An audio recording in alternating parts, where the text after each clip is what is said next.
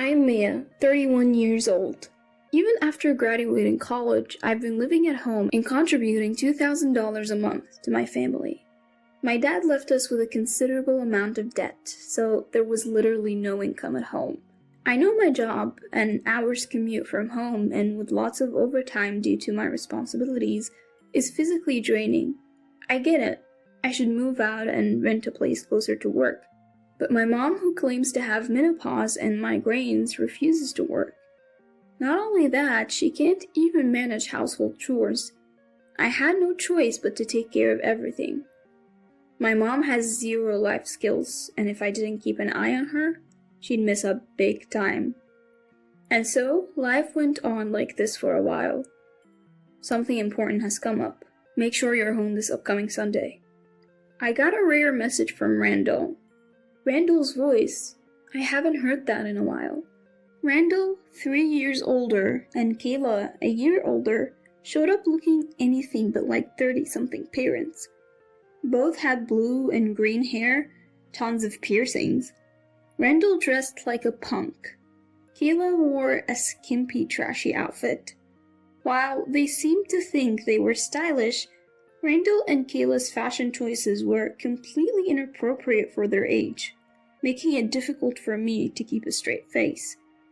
They walked in without bringing any gifts, and upon seeing the coffee and cookies we prepared, snickered. Wow, how lame! Yet they dug right in, scattering crumbs everywhere.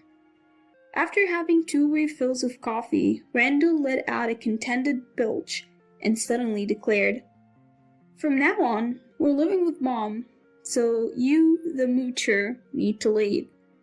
Both Kayla and Mom nodded in agreement, eyes on me. Caught off guard, I was taken aback by the torrent of insults that followed from all 3 of them. "Still leeching off your parents after 30, huh? A useless bum who can't stand on her own 2 feet. A pathetic 30-year-old parasite on her mother." I was astonished they could say such hurtful things so freely, and all I could do was look at their animated faces in disbelief. The reality was that the household couldn't function financially or practically without me. Mom wasn't particularly extravagant or reckless, but her lack of real-world experience made her naive and susceptible to scams and pyramid schemes. She easily parted with her money. Most of the debt Dad left behind was actually accumulated by Mom.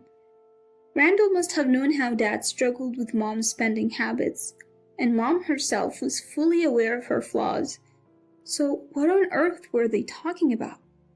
As they repeatedly berated me, calling me a moocher, useless, and parasite daughter, I began to feel oddly detached. I thought to myself, they probably have no idea how much I contribute to the monthly expenses or how much it costs to maintain this not-so-new house. Thinking about it all, I suddenly didn't care anymore. Randall and Kayla have 2 young kids, and they're scrapping by each month.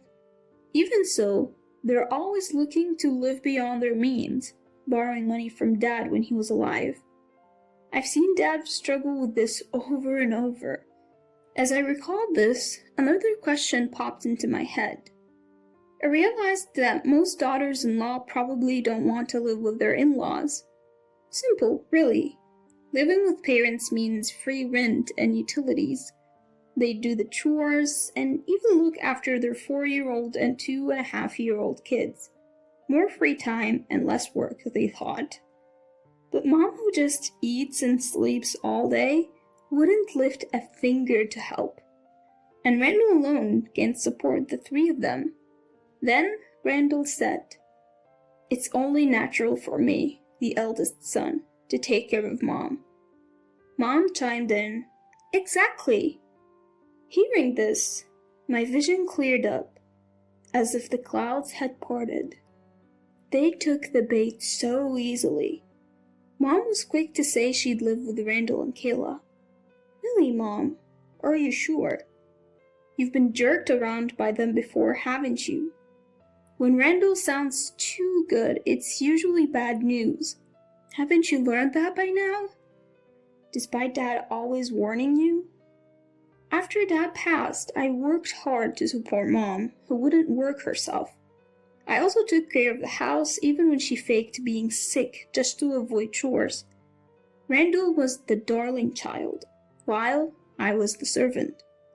Randall barely graduated from a bottom-tier high school, but had a somewhat handsome face, so he became too proud and gave up at the first hurdle.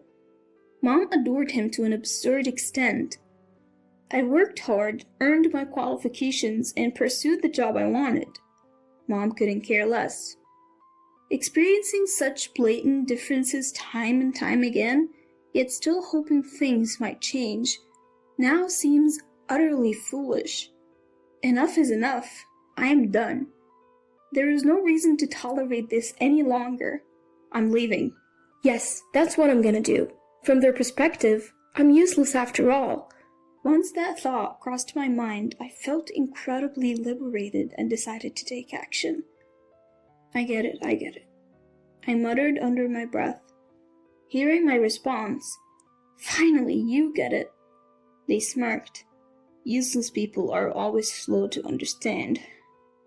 Mom and Randall exchanged sarcastic smiles. Thinking I was out of sight and out of mind, Mom, Randall, and Kayla excitedly discussed their future living arrangements. While I watched their faces with a newfound indifference, I had a thought. They might see me as a burden, but my income is actually 4 times higher than Randall and Kayla's combined. The new apartment I secured is just 5 blocks from work, a 10-minute car ride tops. I could even bike or walk there. It cuts my previous commute down to a 1/6, so even if I work late or have a hectic schedule, the strain on my body will be minimal. I got excited at the idea of walking to work during the pleasant seasons. Since most of the money that used to go to my family will now go toward rent, I picked a spacious apartment with a large living room, a walk-in closet, and 2 bedrooms covering 400 square feet. I plan to use the 2nd bedroom as an office for when I bring work home.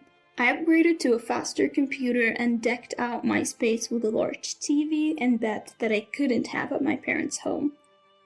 When the time came to move, I loaded up all the appliances I had purchased with my own money into the moving truck. Seeing the confused expressions on Mom, Randall, and Kayla's faces almost made me burst out laughing. The refrigerator, microwave, oven, robotic vacuum, washer, and dryer. All of it was handy-picked by me from options recommended by a friend in the appliance industry to make my life easier while balancing work and chores. Why are you taking those appliances? They belong to this house! Kayla screamed hysterically. They're appliances I bought. I just left them here because I was living here. I replied with a composed smile. Kayla clenched her teeth with a cartoonish pout, glaring at me, but it didn't scare me at all. In fact, it seemed almost comedic. Leave them! We'll be in trouble without them! This time, Mom yelled. Why would you need them when you don't even do housework, Mom? Besides, if I'm getting kicked out, why would I leave behind things I bought? As I replied with an easy smile, Mom raised her voice even higher and snapped. Are you kidding me? You freeloader! Since when did our appliances become yours? Mom kept going on like that, but I said, I guess I'll be going now. Take care, everyone. I said my goodbyes and climbed into the passenger seat of the moving truck. As we drove away, their bewildered faces were a sight to behold, and it felt incredibly satisfying. You might think I'm a bad person, but after being taken advantage of for so long and then kicked out, a little schadenfreude seems fair. The next day in my new home, Randall called, furious. What did you do with the 2 cars we had? I'm driving one, and I sold the other, I casually replied. How could you do that? How will we get by? Give it back! He screamed. Hold on. Both cars were in my name. Why would I give it back? If you need a car to get by, get your own. I couldn't help but think I was being a bit nasty. After all, I knew Randall and Kayla had traded in their own cars. Sure, it's tough to live without a car where my parents' house is, but you could always bike or take the bus. It's doable if you don't complain or get luxurious about it. Probably. How will we get by in an empty house without any appliances or cars? Randall raged. You can always buy what you need. You're working, aren't you? I responded and promptly hung up the phone. I didn't tell anyone my new address because I knew they'd come crying for help with other things too. In my new life, I welcomed a toy poodle, something I'd always wanted, and started living a peaceful, carefree life, just the two of us.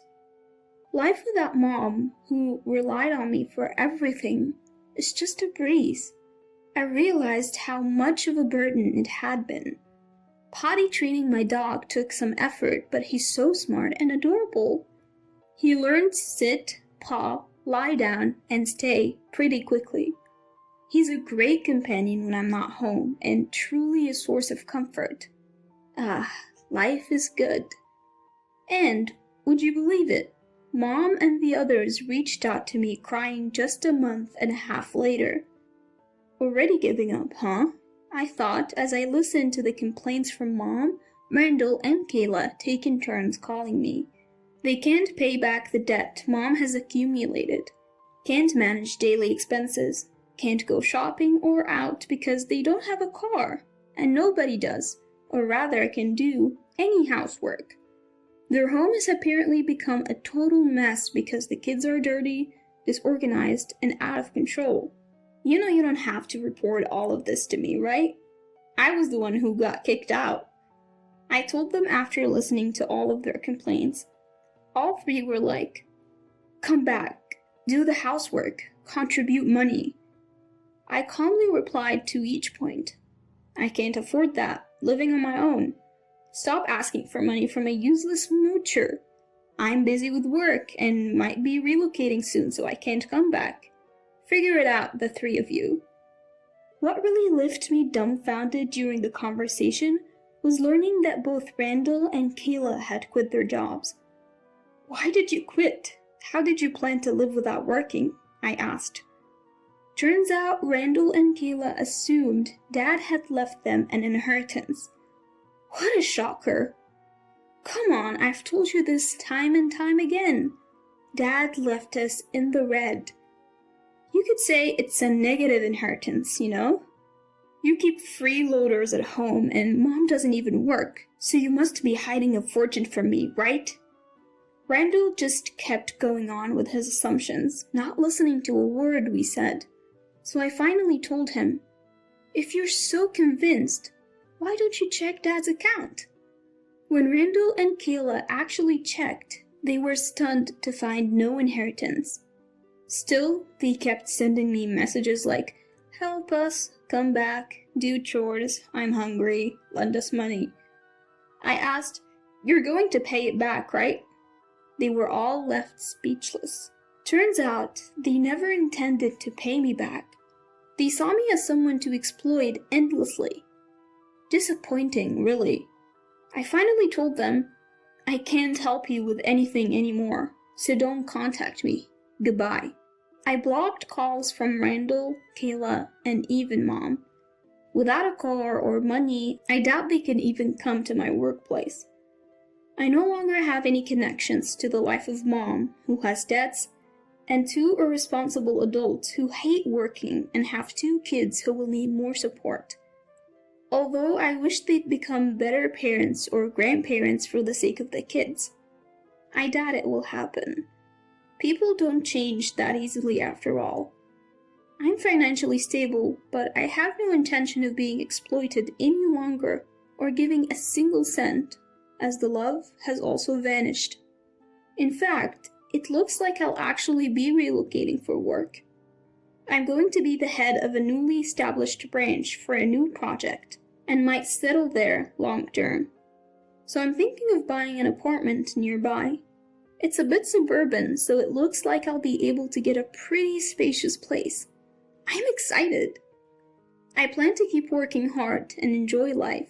with my dog by my side.